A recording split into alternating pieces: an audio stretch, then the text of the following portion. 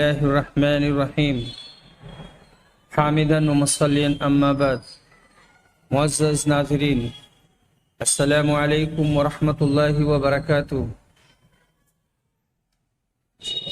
فقہیات حج کی تیسری کڑی ہم پیش کر رہے ہیں نعمت المنان مجموع فتاوی فضیلت الدکتور فضل الرحمان کی کتاب سے. طواف افاضہ کو مؤخر کرنا جائز ہے. یہاں سائل نے سوال کیا ہے، کیا طواف افاضہ کے لیے 3 دن 10، 11، 12 ذی الحجہ مقرر ہیں، اور اگر ان دنوں میں عورت حیض سے پاک نہ ہو تو کیا کیا جائے؟ کہتے ہیں طواف افاضہ کے لیے 10، 11، 12 ذی الحجہ کی تاریخیں مقرر نہیں ہیں.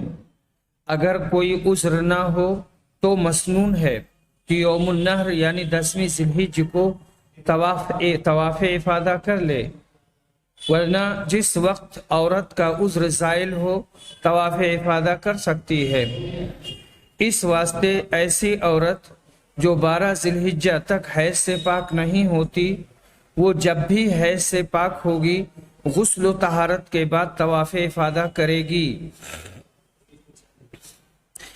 حائضہ کا طواف افاضہ: اگر حج کرنے والی ایک خاتون کو طواف افاضہ سے پہلے حیض آ گیا اور اس کی فلائٹ ایام حیض ہی میں ہو، اور اس سے پہلے اس کے حیض سے پاک ہونے کا امکان نہ ہو، تو اس کے لیے طواف افاضہ کا کیا حکم ہے؟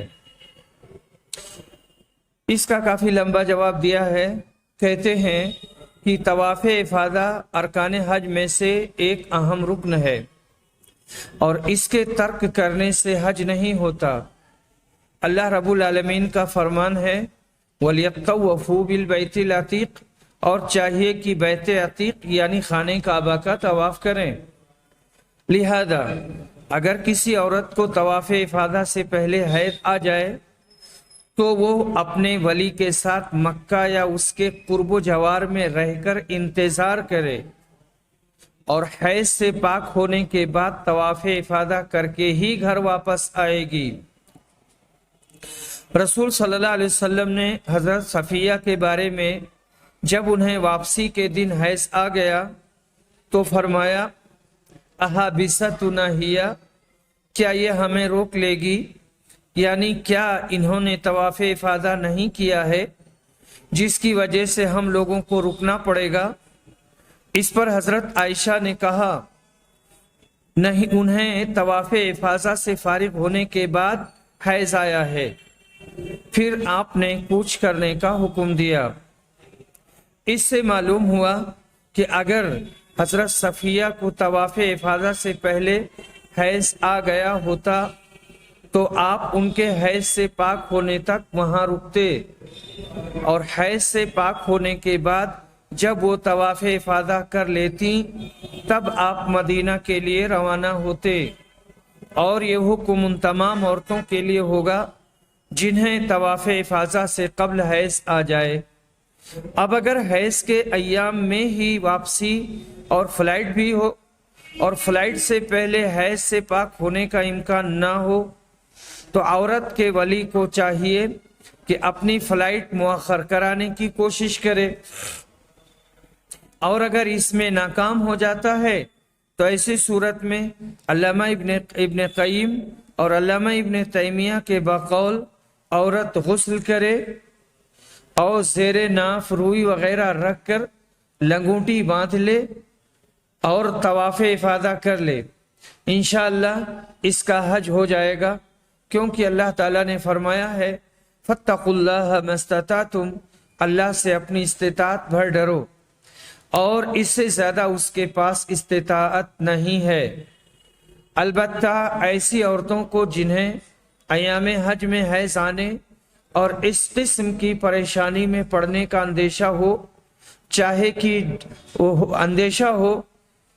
چاہے کہ ڈاکٹر سے مشورے کے بعد وہ مانع حیض گولیاں استعمال کر سکتی ہیں تاکہ ان ایام میں حیض نہ آئے، اور آسانی سے وہ تمام ارکان حج ادا کر لیں.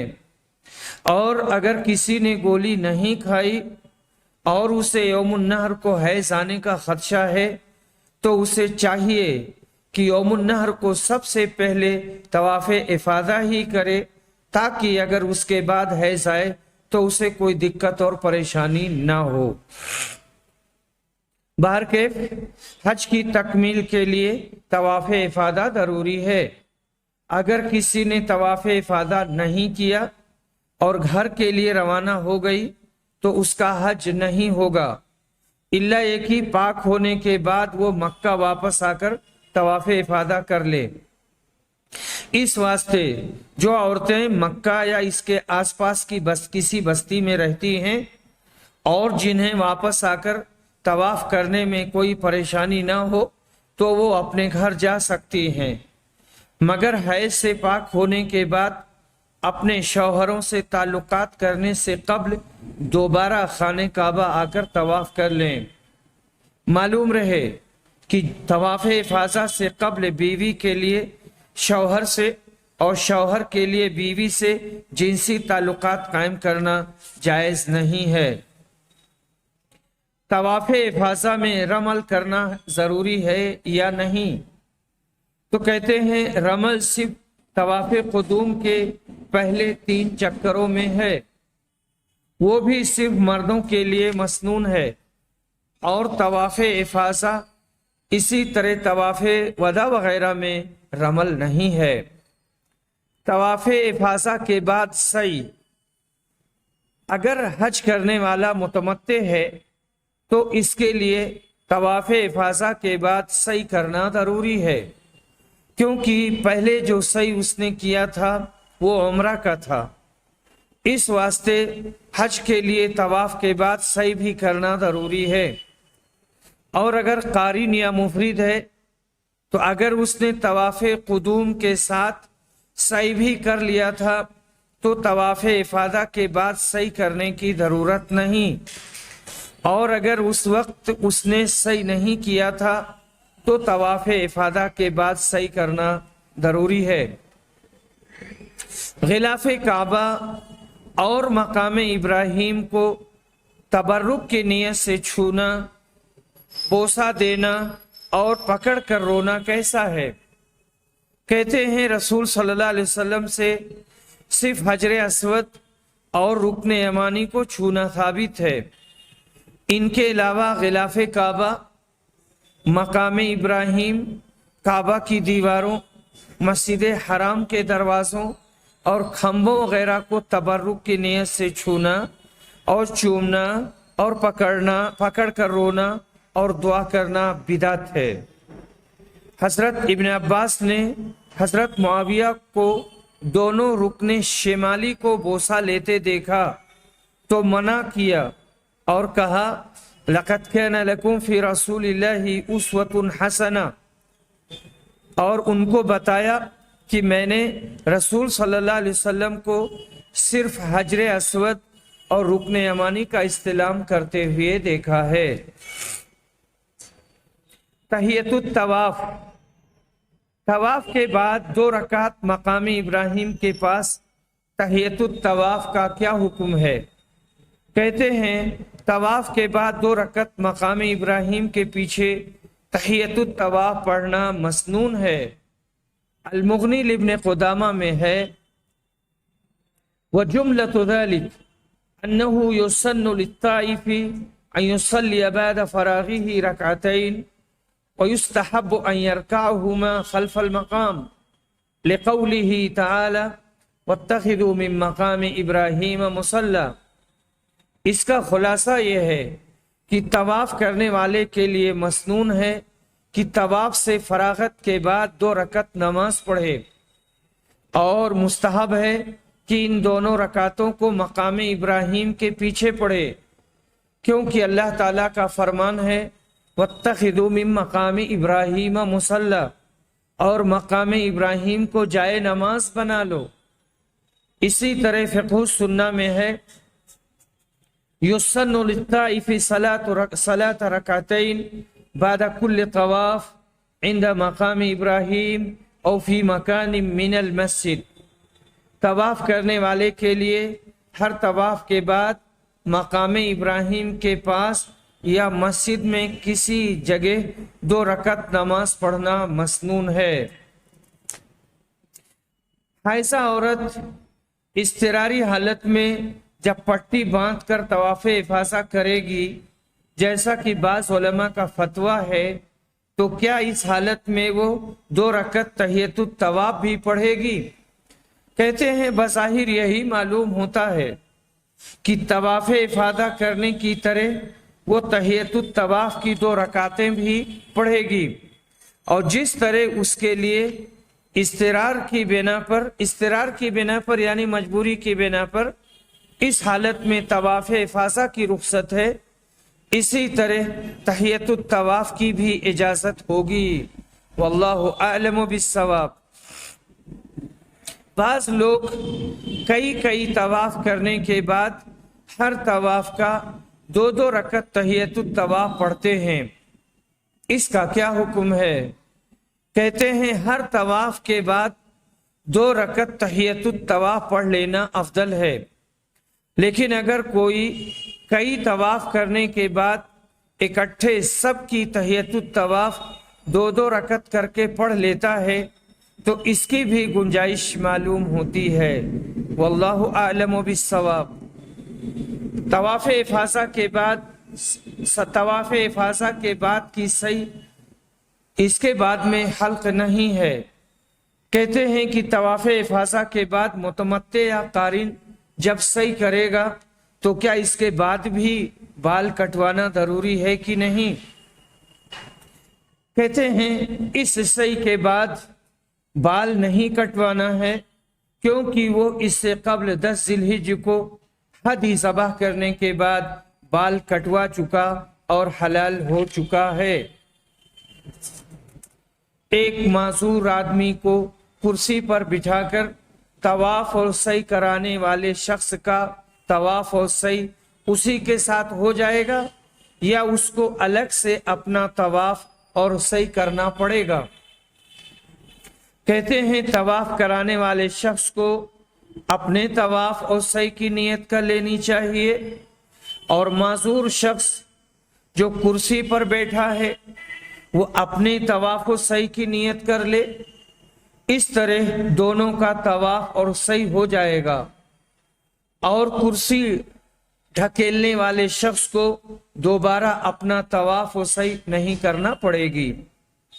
इसी तरह अगर कोई शख्स छोटे बच्चे को लेकर तवाफ या सही कर रहा है तो उसे दोनों की तरफ से यानी बच्चे और अपने तवाफ और सही की नियत कर लेनी चाहिए। इंशाअल्लाह दोनों की जानिब से तवाफ और सही हो जाएगी। यहाँ पर साहिल सवाल करता है, एक शख्स ने 10वीं ज़िलहिज को कंकरी मारी, कुर्बानी की, बाल कटवाया और फिर तवाफ़े इफाज़ा के लिए मक्का मुकर्रमा आया।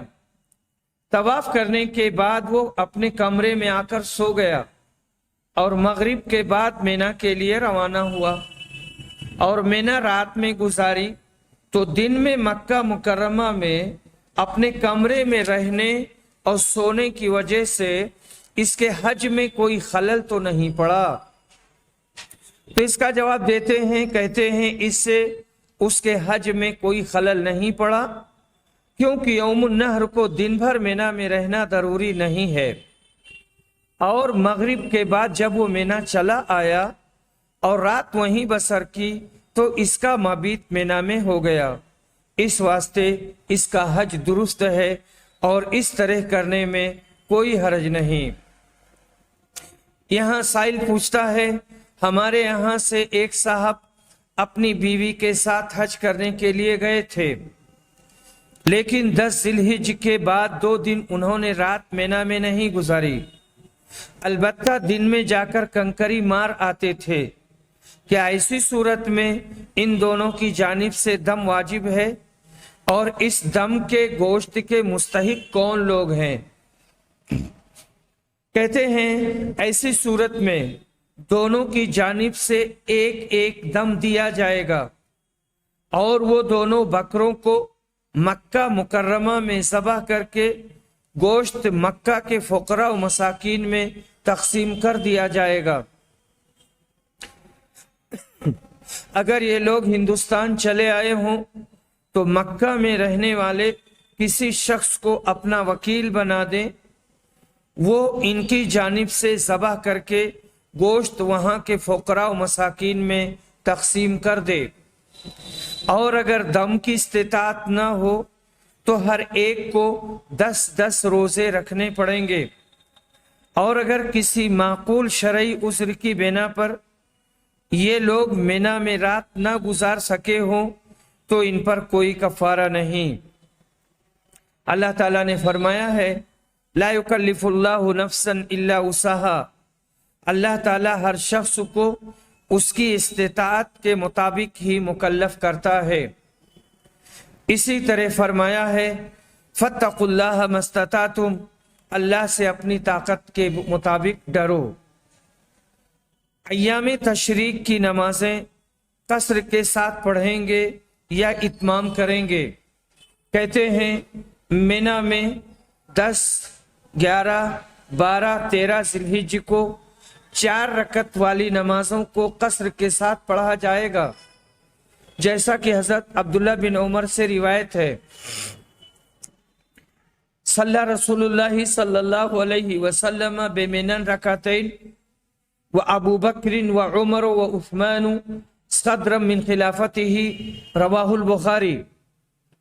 رسول صلی اللہ علیہ وسلم حضرت ابو بکر، حضرت عمر اور حضرت عثمان نے اپنے خلافت کی ابتدا میں مینا میں 2 رکعتیں پڑھی تھیں۔ اس طرح سے یہ بات واضح ہو گئی کہ جو 4 رکعت والی نمازیں ہیں یہاں پر قصر کے ساتھ پڑھی جائیں گی 2 رکعت۔ اگر 12 ذی الحجہ کو کنکری مارنے کے بعد مکہ مکرمہ اپنے قیام گاہ چلا آئے تو کوئی حرج ہے تو نہیں ہے؟ کہتے ہیں اللہ تعالیٰ نے فرمایا ہے فَمَن تَعَجَّلَ فِي يَوْمَيْنِ فَلَا إِثْمَ عَلَيْهِ وَمَن تَأَخَّرَ فَلَا إِثْمَ عَلَيْهِ، وہ 2 دن کی جلدی کرنے والوں پر بھی کوئی گناہ نہیں، اور جو پیچھے رہ جائے اس پر بھی کوئی گناہ نہیں۔ اس کی بنا پر اگر کوئی 12 ذی الحجہ کو زوال کے بعد کنکری مار کر مکہ مکرمہ اپنے قیام گاہ پر چلا آئے اور پھر واپس نہ جائے تو کوئی حرج نہیں، اس کا حج مکمل ہو گیا، مگر اس کی شرط یہ ہے کہ سورج غروب ہونے سے قبل ہی حدود مینا سے نکل آئے۔ اور اگر کوئی 13 ذی الحجہ کو رات مینا میں گزارے اور دوسرے دن یعنی 13 ذی الحجہ کو زوال کے بعد کنکری مار کر آئے تو یہ افضل ہے۔ ایک شخص نے طواف حج کیا لیکن طواف وداع کیے بغیر اپنے ملک ہندوستان آ گیا تو اب اس کو کیا کرنا پڑے گا؟ کہتے ہیں طواف وداع حاجی پر واجب ہے، اور کسی بھی حاجی کے لیے طواف وداع کیے بغیر مکہ سے نکلنا جائز نہیں، کیونکہ رسول صلی اللہ علیہ وسلم نے فرمایا ہے لا ينفرن احد حتى يكون آخر عهده بالبيت، رواہ مسلم۔ تم میں سے کوئی بھی مکہ سے نہ نکلے یہاں تک کہ اس کا آخری عہد بیت اللہ کے ساتھ ہو۔ اور صحیحین میں حضرت عبداللہ بن عباس سے مروی ہے امر الناس ان يكون آخر عهدهم بالبيت الا انه خفف عن الحائض، متفق علیہ۔ لوگوں کو حکم دیا گیا کہ ان کا آخری عہد بیت اللہ کے ساتھ ہو، مگر حائضہ عورتوں کے ساتھ تخفیف کی گئی ہے اور انہیں رخصت دے دی گئی ہے۔ انہیں اجازت ہے کہ اگر اس نے طواف افاضہ کر لیا ہے اس کے بعد ناپاک ہوئی ہے تو وہ اپنے اہل خانہ کے ساتھ بغیر طواف وداع کیے بھی گھر جا سکتی ہے، اور جو حاجی طواف وداع کیے بغیر مکہ سے نکل آیا جمہور اہل علم کے نزدیک اس پر ایک دم ہے، जिसे मक्का में ज़बह करके गोश्त वहाँ के फ़ुक़रा व मसाकिन में तकसीम किया जाएगा और उसका हज सही होगा। हज़रत इब्न अब्बास से मरवी है कि इन्होंने फरमाया, मन तरका नुसुकन फअलैहि दम, जिसने कोई नुसुक यानी हज का अमल छोड़ दिया उस पर एक दम है। इस वास्ते इस शख्स को चाहिए कि किसी तरह मक्का में एक बकरी का दम दे, यानी एक बकरा या बकरी ज़बह करे या किसी के जरिए ज़बह करा के उसका गोश्त वहाँ के फ़ुक़रा व मसाकिन में तकसीम करवा दे। इसमें से न खुद खाए न किसी मालदार और अपने साथियों को खिलाए। एक शख्स की हज के बाद 14 ज़िलहिज को फ्लाइट थी।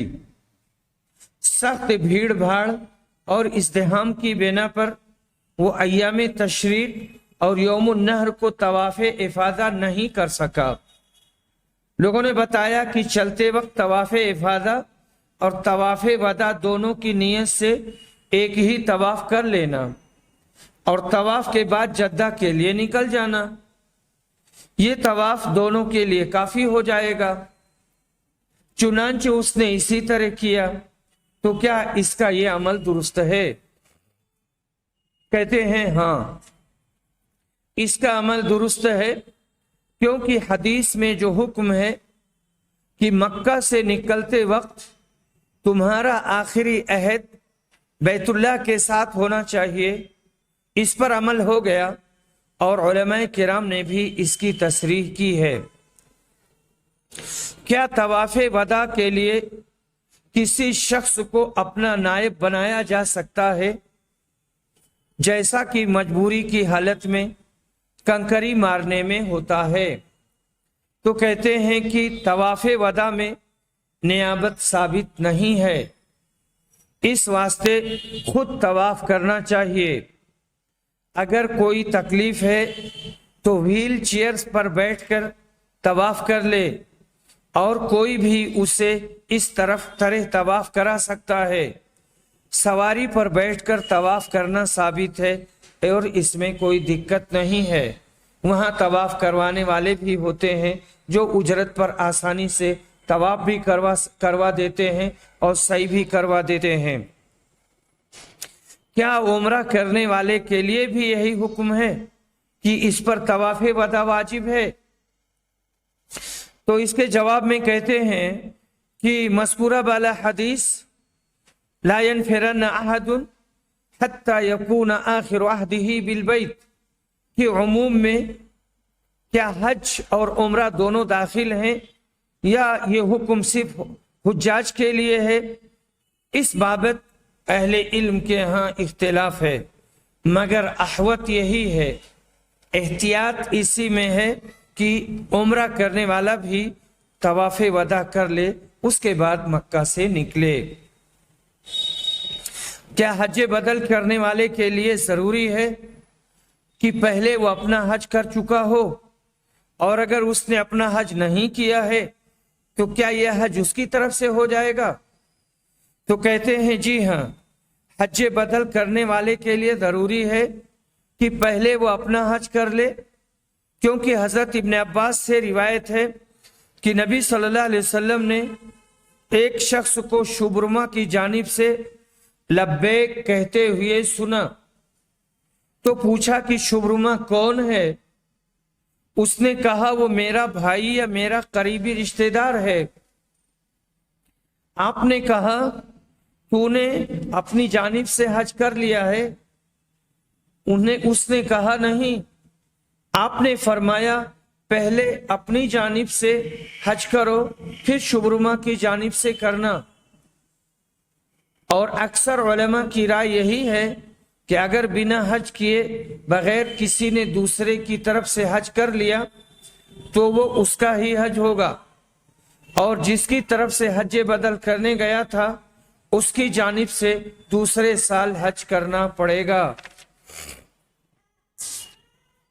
एक साइल ने सवाल किया है कि हज बदल करना अफजल है या उस पैसे से मदरसा तामीर कर देना।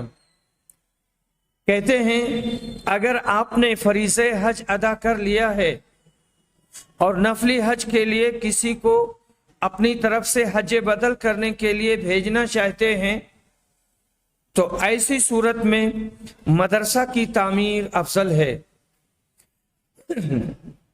क्योंकि मदरसा की तामीर सदक़े जारिया में से है जिसका सवाब मरने के बाद भी मिलता रहेगा, जबकि नफली हज का ये मकाम और फजीलत नहीं है।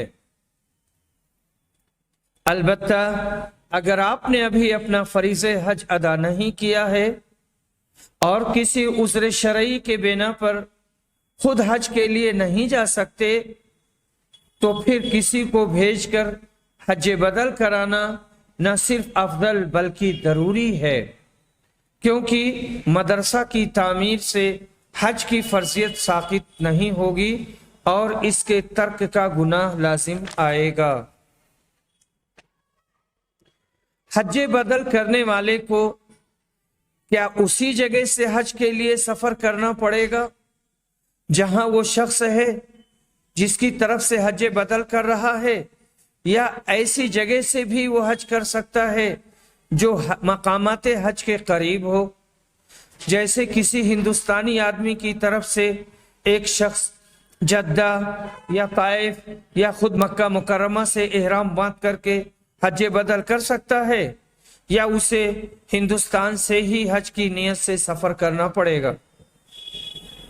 कहते हैं हज बदल करने वाले के लिए उसी शहर या मुल्क से हज के लिए जाना जरूरी नहीं है जहां का वो शख्स है, बल्कि हिंदुस्तान में रहने वाले शख्स की तरफ से मक्का, मदीना, जद्दा कहीं से भी आदमी जा करके और हज बदल कर सकता है।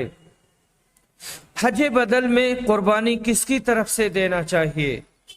क्या हज बदल करने वाला अपनी तरफ से कुर्बानी देगा या उसकी तरफ से जिसकी तरफ से वो हज बदल कर रहा है? कहते हैं हज बदल में जिस तरह तलबिया उसकी तरफ से पुकारा जाएगा जिसकी तरफ से हज बदल किया जा रहा है, उसी तरह हद यानी कुर्बानी भी उसी की तरफ से की जाएगी जिसकी तरफ से हज बदल किया जा रहा है। एक साइल कहते हैं मेरे वालिदैन का इंतकाल हो चुका है, अपनी हयात में उन्होंने गुर्बत व मस्कनत की वजह से हज नहीं किया, अब अल्लाह ने हमें मालो दौलत से नवाजा है, तो क्या मैं उनकी तरफ से हज कर सकता हूं? और अगर मैं ना जा सकूं तो किसी और को उनकी तरफ से हज के लिए भेज सकता हूं? कहते हैं चूंकि आपके वालिदैन पर उनकी गुर्बत व मस्कनत की बिना पर हज फर्ज नहीं था, इस वास्ते आप पर और उनके दूसरे वरसा पर उनकी जानिब से हज करना या किसी के जरिया कराना फर्ज नहीं है। अलबत्ता आप अपनी खुशी से उनकी तरफ से ईसाले सवाब के लिए खुद हज करना या किसी के जरिया कराना चाहें तो ये दुरुस्त है और जायज़ है, और ये आपके हक में अस्कबील बिरुल वालिदैन यानी वालिदैन के साथ हुस्न सुलूक का मामला होगा और बड़ी नेकी मिलेगी। अलबत्ता आप या जो भी उनकी तरफ से हज करे उसके लिए ज़रूरी है कि वो पहले अपनी तरफ से हज कर चुका हो, क्योंकि इब्ने अब्बास से मरवी है कि रसूल सल्लल्लाहु अलैहि वसल्लम ने एक शख्स को शुब्रमा की तरफ से लब्बैक पुकारते हुए सुना तो पूछा शुब्रमा कौन है? उन्होंने कहा ये मेरे भाई या मेरे करीबी रिश्तेदार हैं। फिर कहा क्या तुमने अपनी जानिब से हज कर लिया है? उसने कहा नहीं। आपने कहा पहले अपनी तरफ से हज करो फिर शुब्रमा की तरफ से हज करो। फौत शुदा वालिदैन की जानिब से हज और उम्रा करना। एक साहब पूछते हैं कि मेरे वालिदैन का इंतकाल हो चुका है, उन पर हज वाजिब नहीं था क्योंकि वो गरीब लोग थे, اب اللہ تعالیٰ نے مجھے مال و دولت سے نوازا ہے، اس لیے میں ان کی جانب سے حج کرانا چاہتا ہوں، کیا یہ جائز ہے اور کیا انہیں اس حج کا ثواب ملے گا؟ کہتے ہیں آپ کے اوپر والدین کی جانب سے حج کرانا واجب نہیں ہے، کیونکہ جب خود ان پر واجب نہیں تھا تو اس کا بدل بھی واجب نہیں ہے۔ البتہ اگر تطوعاً ان کی جانب سے آپ حج کر دیں، یعنی نفلی طور پر یا کرا دیں تو جائز ہے، انشاءاللہ انہیں اس کا اجر و ثواب ملے گا۔ البتہ جو ان کی جانب سے حج کرے اسے پہلے اپنی جانب سے حج کرنا ضروری ہے۔ اگر اس نے پہلے اپنا حج نہیں کیا ہے تو اس کا حج بدل کرنا درست نہیں ہے۔ معمر اور مریض آدمی کی طرف سے حج بدل۔ یہاں سائل کہتا ہے ہمارے والد کے پاس اتنا مال ہے کہ وہ اسے حج اور عمرہ کر سکتے ہیں، لیکن بیماری اور بڑھاپے کی وجہ سے سفر کرنے کے قابل نہیں، تو کیا میں ان کی طرف سے رمضان المبارک میں جا کر عمرہ کر آؤں یا حج کے موقع پر جا کر حج کروں؟ کہتے ہیں آپ کے سوال سے بظاہر معلوم ہوتا ہے کہ آپ کے والد نے ابھی تک حج نہیں کیا ہے اور ان کے ذمہ فریضے حج باقی ہے۔ اگر ایسی ہی صورتحال ہو تو رمضان میں جا کر ان کی طرف سے عمرہ کرنے کے بجائے حج کے موقع پر جائیے اور ان کی طرف سے حج اور عمرہ دونوں کیجیے، کیونکہ دوسری صورت میں دونوں یعنی حج اور عمرہ کی ادائیگی ہو جائے گی۔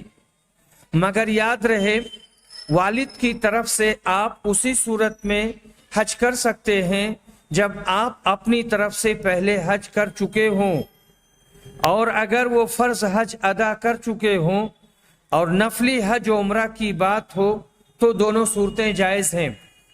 رمضان المبارک میں جا کر ان کی طرف سے عمرہ بھی کر سکتے ہیں اور حج کے موقع پر جا کر حج بھی کر سکتے ہیں۔ دوسری صورت زیادہ بہتر ہے، مگر کبھی کبھی اس کے لیے منظوری نہیں ملتی تو رمضان میں عمرہ کر لینا ہی کافی ہے۔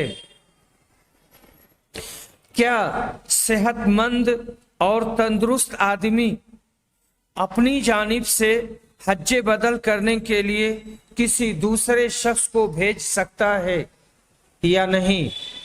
کہتے ہیں تندرست اور حج کی قدرت رکھنے والے شخص کے لیے جائز نہیں ہے کہ اپنی جانب سے فرض حج ادا کرنے کے لیے کسی اور کو بھیجے۔ اس پر علماء کا اتفاق ہے۔ امام ابن قدامہ کہتے ہیں وہ شخص جو خود حج کرنے پر قادر ہو اس کے لیے کسی اور کو اپنی جانب سے فرض حج کرنے کے لیے بھیجنا بالاجماع جائز نہیں ہے۔ امام ابن باز رحمہ اللہ کہتے ہیں صحیح قول کے مطابق نفلی حج میں بھی اس کے لیے جائز نہیں کہ کسی دوسرے کو اپنی جانب سے حج کرنے کے لیے بھیجے، اس واسطے کی حج عبادت ہے اور عبادات اصل میں توقیفی ہیں، اور شریعت میں میرے علم کے مطابق اس کا جواز وارد نہیں ہے۔ اور رسول صلی اللہ علیہ وسلم سے یہ ثابت ہے کہ آپ نے فرمایا جس نے ہمارے دین میں کوئی نئی چیز نکالی وہ رد اور ناقابل قبول ہے، اور ایک روایت میں ہے کہ جس نے کوئی ایسا عمل کیا جس پر ہمارا حکم نہیں ہے تو وہ عمل مردود ہے۔ عمرہ بدل کرنے کا حکم۔ کہتے ہیں کیا دوسرے کی طرف سے عمرہ کیا جا سکتا ہے؟ تو کہتے ہیں ہاں، عمرہ بھی دوسرے کی طرف سے کر سکتے ہیں، بشرطے کہ جس کی طرف سے عمرہ کر رہے ہیں وہ انتقال کر چکا ہو یا بڑھاپے یا بیماری وغیرہ کی وجہ سے وہ سفر سے قاصر ہو اور اس کی شفا یابی کی بظاہر امید نہ ہو۔ ایک شخص رسول صلی اللہ علیہ وسلم کے پاس آیا اور عرض کیا کہ اے اللہ کے رسول، میرے والد بہت بوڑھے ہو چکے ہیں اور سواری پر بیٹھنے اور حج کرنے کی استطاعت نہیں رکھتے ہیں، تو کیا میں ان کی طرف سے حج و عمرہ کروں؟ آپ نے کہا حج ان ابی کا واتمر، تم اپنے والد کی طرف سے حج اور عمرہ کرو۔ نسائی جلد نمبر 5 صفحہ نمبر 117۔ اس سے معلوم ہوا کہ جس طرح معذور شخص کی طرف سے حج کر سکتے ہیں اسی طرح عمرہ بھی کر سکتے ہیں۔ وآخر دعوانا الحمد للہ رب العالمین۔